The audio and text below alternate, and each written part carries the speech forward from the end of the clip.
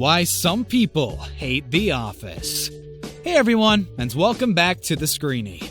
The Office is one of the most beloved and critically acclaimed TV shows of all time. But some people would rather stare at a wall for hours than watch one of Michael Scott's crazy adventures. Let's take a look at 8 reasons why some people hate The Office. And don't forget to subscribe to our YouTube channel to learn more about the TV shows that you know and love. Number 8. Second-rate ripoff. Hardcore fans of the British version of The Office aren't very fond of its American counterpart. Even before the series started airing on NBC, they weren't happy to hear their favorite show was getting a remake, because networks in the US had a tendency to ruin amazing TV shows from across the pond. Coupling and Faulty Towers are 2 of the best examples of American remakes gone wrong, as the fans of the original series starring Ricky Gervais feared the same is bound to happen with The Office. Instead of attracting those who loved the source material, NBC managed to alienate them from the get-go, and things didn't get any better once the first episode aired. Pilot was met with mixed reactions, and most critics described it as another failed attempt to Americanize British TV comedies. It seems like nothing more but a carbon copy of the show that inspired it, and dropping reminders of the original pilot left and right didn't help its case. The experts were even critical of the brilliant Steve Carell, who later became a household name thanks to this role. They felt the sadness behind the characters was lost in translation, but the Golden Globe winner managed to make him more relatable in the years to come. The American version of The Office eventually found its own voice, but a lot of people still felt it's just a pale copy of the original. Number 7. Offensive main character. Michael Scott may be one of the most iconic sitcom characters of all time, but he's also cringeworthy, ignorant, and extremely problematic. Since he has a big heart, viewers often forget how outrageous his actions are. They may seem hilarious when you're nothing but a silent observer binge-watching The Office in your PJs, but putting yourself in the shoes of the people who are forced to cross Michael's path doesn't feel that great. His first grader's grasp of social boundaries and norms and constant need to be liked hurt many people along the way. Viewers found out how painfully inappropriate he is right away, and the second episode, Diversity Day, already sealed the deal. It showed the world Michael couldn't stir away from being offensive even if he tried, and things didn't get any better in the later seasons. He outed Oscar as gay in front of the whole office, kissed him without his permission, hit Meredith with a car, spanked his nephew who was an intern at Dunder Mifflin, and backed out of the promise to pay for college tuitions of the Scott's tots after they graduated from high school. The list goes on, but you get the point. Even his infamous catchphrase, "That's what she said," stirred a lot of controversy for being sexist and extremely inappropriate. Number 6. Jim's dual nature. Jim Halpert gains the reputation of the ultimate nice guy and the perfect boyfriend, but a lot of people argue that's far from who he really is. Even the most devoted fans of The Office had to admit he's actually a douchebag and came up with a long list of good points to prove it. Jim's treatment of his nemesis Dwight was used for comic relief, but several theories suggest Dunder Mifflin's resident heartthrob is a creepy sociopath who enjoys torturing and manipulating everyone around him. Dwight is an easy target because he's easily irritated by Jim's insane pranks and never seems to let go of them. His eccentric behavior and controlling nature make him seem like a bad guy, but he's actually someone who's working hard and taking care of other people, unlike Jim. Dwight isn't the only person Jim treated terribly.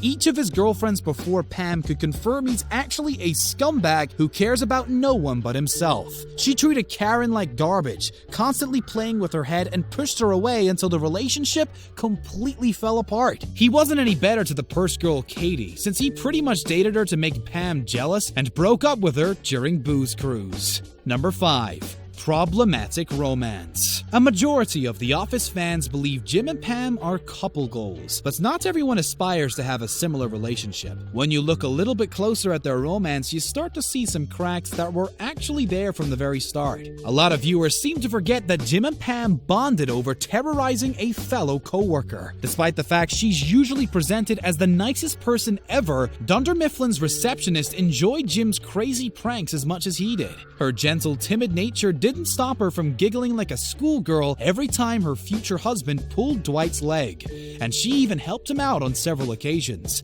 Their mutual love for bullying wasn't the only problematic part of their relationship. It's also important to note that Jim constantly flirted with Pam while she was engaged, and even told her he loved her before she broke up with Roy. He was part of the reason why her previous relationship fell apart, but that would have probably happened one way or another since Pam and her fiancé already started drifting apart. Their marriage was far from perfect, since Jim made a couple of important decisions without consulting Pam first. They hit a rough patch during the last few seasons and proved to the world that perfect couples don't exist, but some of the viewers still resented them for being presented as one. Number 4. Lasted too long. Most great sitcoms overstay their welcome, and The Office was no exception. It stayed on the air for 9 seasons because network executives had a hard time letting go of one of their biggest moneymakers. Fans could tell the quality started decreasing after a few years, and they hoped NBC would pull the plug after Steve Carell left, but that didn't happen.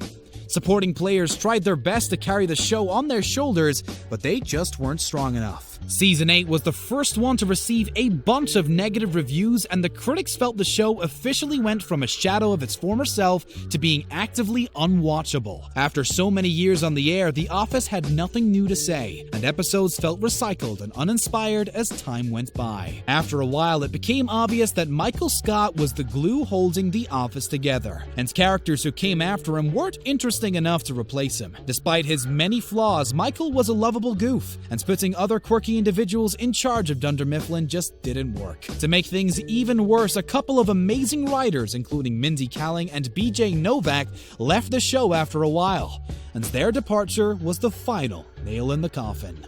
Number 3. Mockumentary premise. The mockumentary style of filmmaking has been around long before The Office came along, but this series really put it on the map. The success of the cult workplace comedy inspired others to give it a try, and we've got several sitcoms in the next few years that have a similar feel. Modern Family came out in 2009 and stayed on the air even longer than The Office. The same year, the creative masterminds behind NBC's hit series created another mockumentary sitcom, its spiritual spin-off, Parks and Recreation.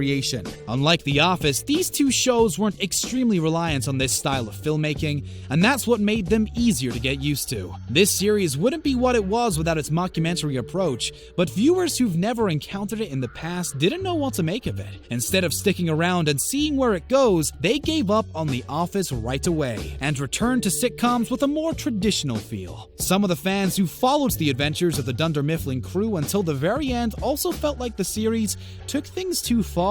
The mockumentary premise felt like a gimmick after a while, since it seems like the characters exist solely for the sake of mocking themselves. Number 2. Lack of realism. The producers of The Office agreed to give it a chance because they were certain blue-collar, office-working audiences would tune in, but they completely missed the mark. Young and college-educated viewers who were buying episodes on iTunes helped the show survive, despite the fact nothing they seen on screen reflected their daily lives. There are several theories on why The Office failed to attract the attention of its initial target audience. Some suggested office workers didn't want to come home and watch themselves on the small screen after 8 long hours of working inside a cramped cubicle. Others believed this series wasn't there to reflect their reality, but to make fun of it on a weekly basis. Viewers who had an opportunity to be part of the corporate world felt that the plot of the show exaggerated their daily interactions. The Office did a top-notch job of showing people in the workplace dealing with a ridiculous boss or annoying coworkers, but it also took things to a whole new level. Seeing Michael Scott in the position of power was one of the most unrealistic parts of the show. In real life, this offensive boss would have been fired 100 times in the first season alone. But he never received a punishment for his offensive remarks on the show. Number 1. Losing focus. The Office would have never stayed on air for so long if it was just a show about a bunch of people doing their boring 9-to-5 job. As the season progressed and characters developed, the show's focus shifted, and the screenwriters behind it tried to do all they could to keep it relevant. NBC's hit series gradually transformed into a story that just happened to be set in an office, and started to focus on the characters who were its beating heart. It showed us snippets of individual lives they led after clocking out, but it didn't always work out for the best. Despite the fact the narrative about another boring workplace seemed monotonous, the writing team wasn't able to generate the same kind of situational humor once they took things outside of Dunder Mifflin. Things just got even worse after Steve Carell left and several writers jumped the ship. Ratings dropped by 16% by the time Season 8 rolled around, and even one of the producers of the show admitted it didn't have the same sense of purpose and focus at that point. The Office became a shadow of its former self. It was just a matter of time before its charm completely faded away. Thank you very much for watching today's video. Make sure to subscribe to our channel for more amazing content, and don't forget to check out one of the other 2 videos on your screen.